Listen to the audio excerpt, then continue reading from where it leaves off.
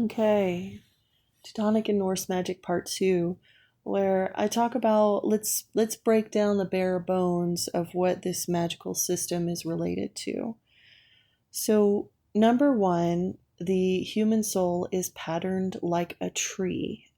Because in Norse lore it is said that humans came from Ask and Umbla, an ash and elm tree. So our bodies are built like trees. Men's bodies are built like ash trees. Women's bodies are built like elm trees. And I'll talk later about tree dynamics.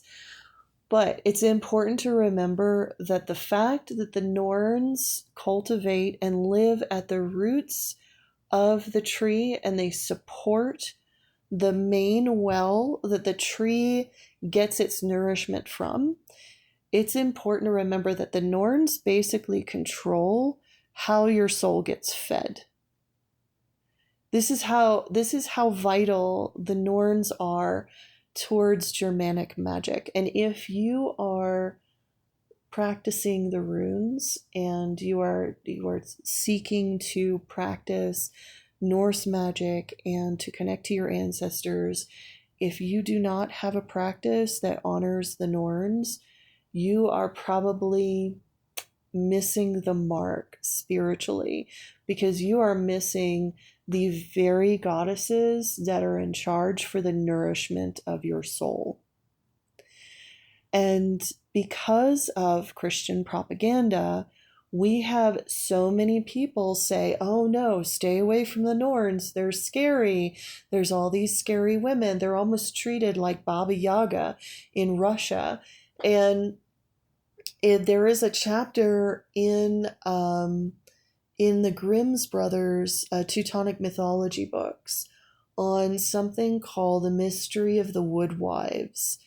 And the woodwives symbolize what happened to a lot of these vulvas who were persecuted by kings that were becoming Christianized. They held all the lore of the ancestors. They fled into the woods and they would teach the children who were abandoned by society, the scapegoats, and the people who could not conform to the empire city-state system. They were of sovereignty. And so all of our lore, Frau Halla, Frau Perchta, in Scandinavia, you have Baba Yagini, you have Baba Yaga, you have these women who sit in the woods, these old crones who hold the mysteries, and they are a remnant of what happened to the ancient priestesses of Earth, of the Norns. Okay, so originally in the Teutonic region, the goddess of fate was a singular goddess. She became a trinity in Scandinavia, but in the Teutonic regions, she was called Werthes or Earth, and she was considered the primal earth goddess. And what's very interesting is if you look at Norse lore, the linguistic connections between Audhumbla, the cow which nourishes the first giant to ever exist in between the primal realms of fire and ice, you have that connected to earth or Verthes. And we get the word worthy or of worth from that word. So she was the one who determined the nature of your soul. And if you are not connecting to or seeking out counsel and help from Earth, you are not only cutting yourself off from purifying and healing the nature of your soul, you're most likely not really practicing the magic of our ancestors. And so many of the rune masters and the rune writers from the last, I would say, 200 years were incredibly Christianized. I would say most of the books out there about runes are pretty much just repackaged Christian mysticism and magic. And it removes all power from the goddess. Because, think about it. Odin sacrifices his body in order to feel the pain and the suffering.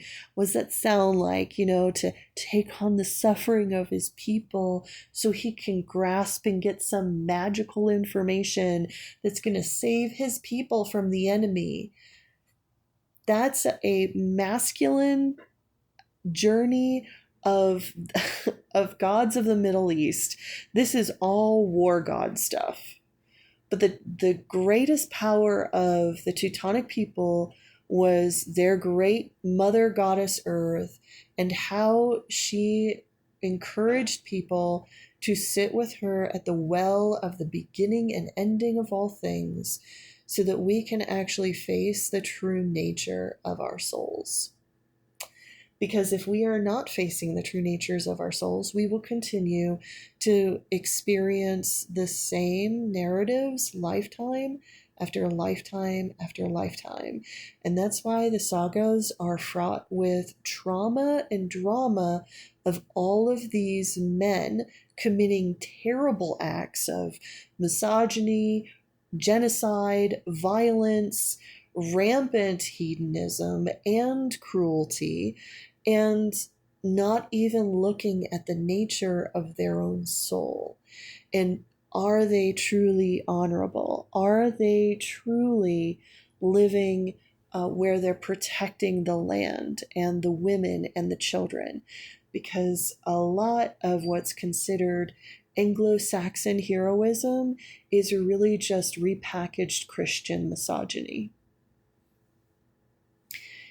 There was a saying from Tacitus in Germania when he was sent by the Roman officials to come basically just spy on the Germanic people, and he made fun of them for worshiping women as goddesses on this plane of existence. The Germanic people used to believe that women were actually portals to the divine realm, and that they were so connected to the spirit realm that they were considered holy. And the men were their consorts. It was the goddess that was the source of wisdom, not the masculine. And yet we see this in the lore in where Odin takes the wife Frigga, and Frigga means friend. So she is his friend and beloved, and she is a daughter of Fjorgyn, who is some sort of earth giant or earth-based being, because Fjord is related to earth. And so she's a daughter of earth. But what is Frigg's superpower? She has a power much like the Norns, where she is able to see the fate and understand the orlog of all men and gods. But the caveat is what? But she says nothing. They silenced her. Frigg was silenced. In Germany, she was originally called Frija, Frija, Frija, and she was a Teutonic war sorceress and war goddess. And she was a goddess of war. She fought alongside Wotan in his war campaigns to protect their peoples. She also utilized sorcery on the battlefield, and she saved her people and healed her people and taught healers. She was a powerful witch and woman, and she was revered as a goddess and a leader among the Teutonic people. But how did Freya, the great Teutonic goddess of war and magic and power, become the meek, silenced goddess in Scandinavia? It's because of the invasion. And we need to understand that as Germanic people, our power, as Germanic women, our power was stolen from us over 1,000 years ago. And the thing is, it's waiting for us. All we need to do is go to the Norns and ask. Ask for them to show us. and ask for help.